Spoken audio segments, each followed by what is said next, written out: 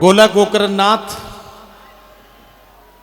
नगर पालिका परिषद गोला गोकरणनाथ के ज़ेरे एहतमाम मुनक़िद होने वाला ये चैती मेला और चैती मेला में मुनक़िद होने वाला ये अज़ीमुश्शान कुल हिंद मुशायरा जो आज 26 अप्रैल 2024 को यहाँ चैती मेला के इस ऐतिहासिक मंच से यहाँ से पेश किया जा रहा है। इस मुशायरे के सदर आली वकार और आपके शहर के एक ऐसे अदबी सफ़ीर जिन्होंने वाकई बहुत बड़े बड़े कारनामे अपनी अदबी हैसियत को सारी दुनिया के सामने पेश करने में आप सबके शहर की नुमाइंदगी करने में पेश किए हैं, जनाब मधुकर शहदाई साहब। आज के मेहमान खुसूसी मोहतरम BA खान साहब, मैंने पूरा नाम भी उनका मालूम कर लिया है, जनाब बदर आलम खान उनका नाम है। गोला पब्लिक इंटर कॉलेज उनके इदारे का नाम है। ये सारी बातें जब वो उनका इस्तकबाल हो रहा था तब मैंने धीरे से इस तरह से मालूम कर ली थी जैसे सरकार किसी के पीछे ED और CBI लगा के उसकी जानकारियां हासिल कर लेती है।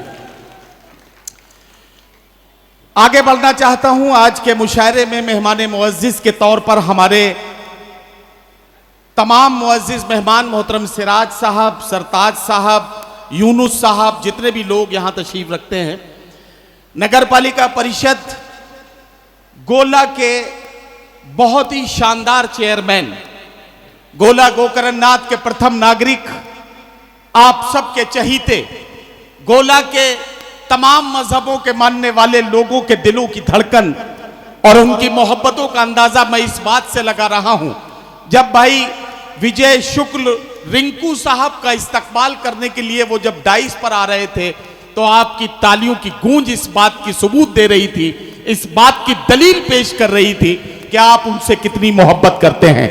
मोहतरम विजय शुक्ल रिंकू साहब जो आज बहैसियत चेयरमैन भी और बहैसियत प्रथम नागरिक गोला गोकरणनाथ यहाँ तशरीफ रखते हैं। इस मुशायरे में नगर पालिका परिषद गोला गोकरणनाथ के तमाम सभासद, तमाम पूर्व सभासद, तमाम सभासद पति, तमाम सभासद पत्नियां, जितने भी लोग यहाँ मौजूद हैं, मैं इन सब को शरीक करता हूँ। जितने लोग जिनको मैंने अभी तक नहीं बोला है, अगले 3 जुमलों में मैं उन सब को भी शामिल करता हूँ। यहाँ बैठे हुए, यहाँ से लेकर आखिरी सब तक बैठे हुए तमाम बुजुर्गों, नौजवान साथियों, प्यारे बच्चों और यहाँ इधर मेरी बैठी हुई बहुत ही सब्र और इस्तक़लाल के साथ बैठी हुई मेरी बहनें, मेरी बेटियां और मेरी इज्जत माँ बहनों, मैं मुशायरे के सफर का आगाज करना चाहता हूं। मेरा जी चाहता है कि मैं यहां से अपनी बात शुरू करूं। मेरे एक एक जुमले की चमक अगर आपकी आंखों में नजर आएगी तो वो मुझे ऑक्सीजन देगी, वो मुझे इस बात की एनर्जी देगी कि मैं और ज्यादा बेहतर खिदमत आपकी कर सकूं। जिंदगी दी है तो जीने का हुनर भी देना, जिंदगी दी है तो जीने का हुनर भी देना, पांव बख्शे हैं तो तौफीक के सफर भी देना। जिंदगी दी है तो जीने का हुनर भी देना, पांव बख्शे हैं तो तौफीक के सफर भी देना। गुफ्तगू तूने सिखाई थी कि मैं गूंगा था, अब मैं बोलूंगा तो बातों में असर भी देना। गुफ्तगू तूने सिखाई थी कि मैं गूंगा था, अब मैं बोलूंगा तो बातों में असर भी देना। खुदाबंदा मैं तेरे नाम से आगाज करता हूं, तेरा बंदा हूं, तेरी रहमतों पर नाज करता हूं। फकत तेरी मदद और इस्तानत के भरोसे पर मुझे उड़ना नहीं आता मगर परवाज करता हूं।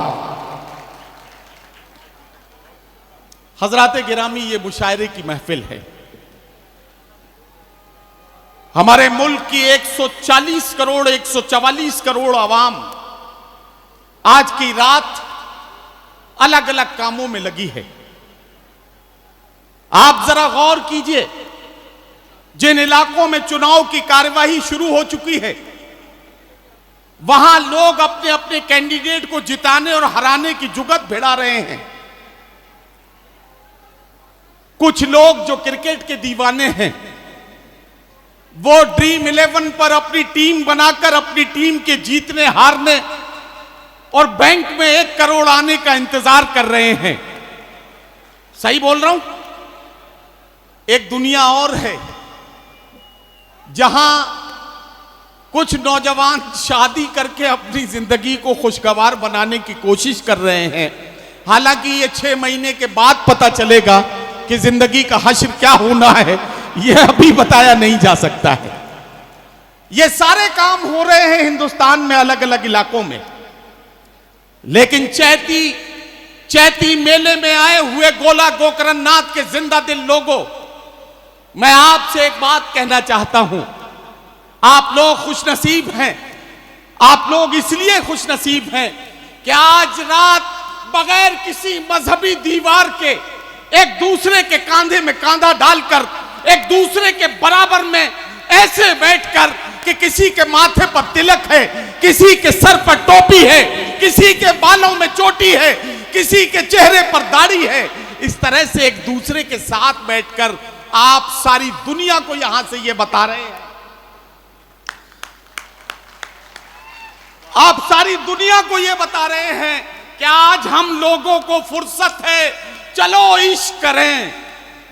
इश्क हम सब की जरूरत है, चलो इश्क करें। इसमें नुकसान का खतरा ही नहीं होता है, ये मुनाफे की तिजारत है, चलो इश्क करें। आप हिंदू, मैं मुसलमान, ये ईसाई वो सिख। आप हिंदू, मैं मुसलमान, ये ईसाई वो सिख। यार छोड़ो ये सियासत है, चलो इश्क करें। यार छोड़ो ये सियासत है, चलो इश्क करें। तो मेरा मकसद ये था कि मैं आपसे ये अर्ज करूं कि हम और आप आज की रात चंद घंटों के सफर में सिर्फ और सिर्फ मोहब्बत की बात करने के लिए यहां इकट्ठे हुए हैं। जिगर ने बहुत पहले कह दिया था कि उनका जो काम है वो अहले सियासत जाने, अपना पैगाम मोहब्बत है जहां तक पहुंचे। ये मोहब्बतों का पैगाम कहां तक पहुंचता है?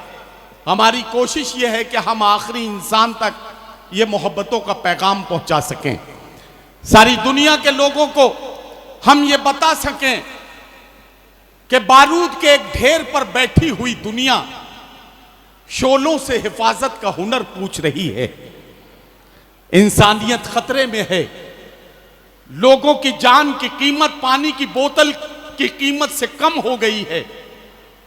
लोग भरोसे टूटते जा रहे हैं। आइए चंद घंटों के सफर में हम ये कोशिश करें कि हम एक दूसरे की तरफ भरोसे से देख सकें, एक दूसरे की आंखों में आंखें डालकर भरोसे के साथ मोहब्बतों की नजर डालकर उससे ये कह सकें कि न तेरा है न मेरा है, ये हिंदुस्तान सबका है। नहीं समझी गई ये बात तो नुकसान सबका है। जो इसमें मिल गई नदियां वो दिखलाई नहीं देती, महासागर बनाने में मगर एहसान सबका है। बहुत ज्यादा लंबी तकरीर करके अपनी आकिबत को खतरे में नहीं डालूंगा। जल्दी मुशायरा भी शुरू करना है, चूंकि मुशायरा थोड़ी सी ताखीर से शुरू हुआ। अगर चंद मालाएं और डाली जाती तो 26 तारीख का मुशायरा 27 तारीख में शुरू होता। तो मैं चाहता हूं कि 26 तारीख का मुशायरा अगर 26 में शुरू हो गया है तो मैं अपने वक्त को थोड़ा सा बचाता हूं। आखिरी पैगाम चेयरमैन साहब की मौजूदगी में गोला गोकरणनाथ के एक एक शहरी तक पहुंचाते हुए अपनी बात को खत्म करूंगा और पहले शायर से आपकी मुलाकात कराऊंगा। और वो आखिरी बात क्या है? वो आखिरी बात यह है, अपने सीने पर हाथ रखिए, अपने दिल की धड़कनों को महसूस कीजिए और मेरे इन 4 मिसरों की रोशनी में अपनी धड़कनों को तेज होते हुए देखिए। अगर आप ये महसूस कर सकें कि इन 4 मिसरों को सुनते सुनते आपके दिलों की धड़कनें जिंदगी की एक ताल पर चलने लगी हैं, एक थाप पर चलने लगी हैं, तो आप मेरे मतलब के हो जाएंगे और मेरा पैगाम आपके दिलों तक पहुंच जाएगा।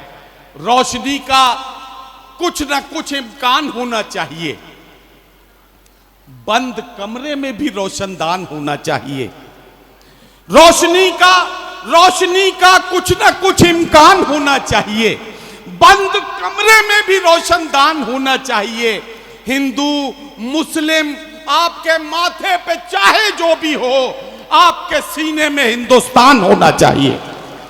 हिंदू मुस्लिम आपके माथे पे चाहे जो भी हो, आपके सीने में हिंदुस्तान होना चाहिए। जरा देखिए, क्या आपकी धड़कनें आपकी बात की तायीद कर रही हैं या नहीं कर रही हैं?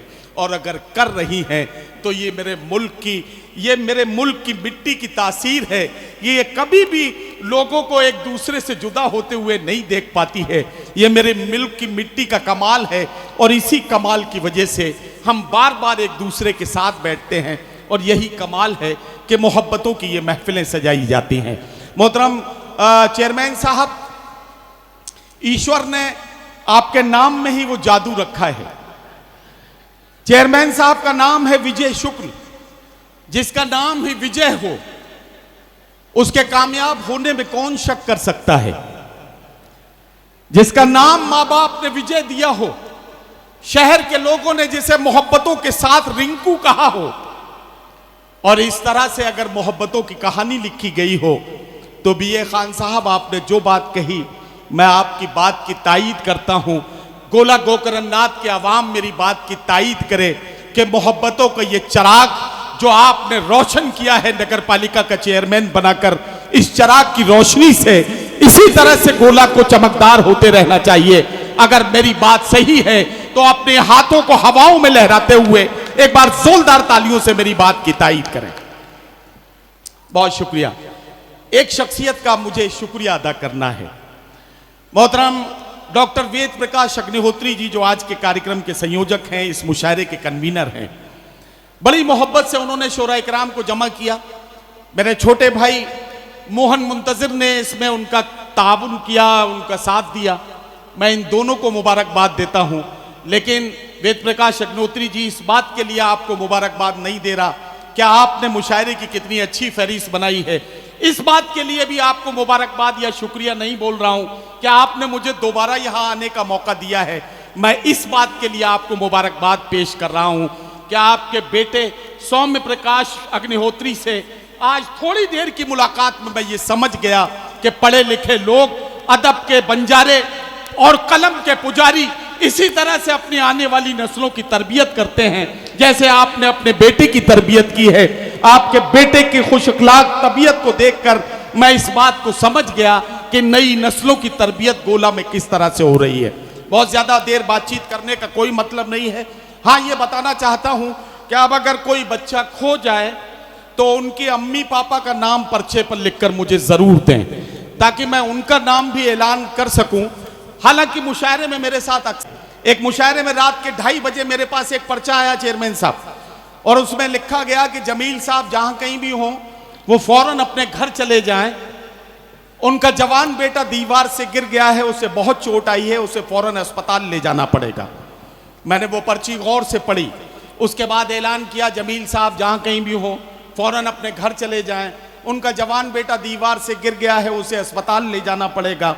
और उसके बाद मैंने ये कहा कि जमील साहब अपने बेटे को अच्छा इलाज कराएं, और जब वो होश में आ जाए तो उससे ये जरूर पूछें कि रात के 2 बजे दीवार पे चढ़ के आखिर कर क्या रहा था।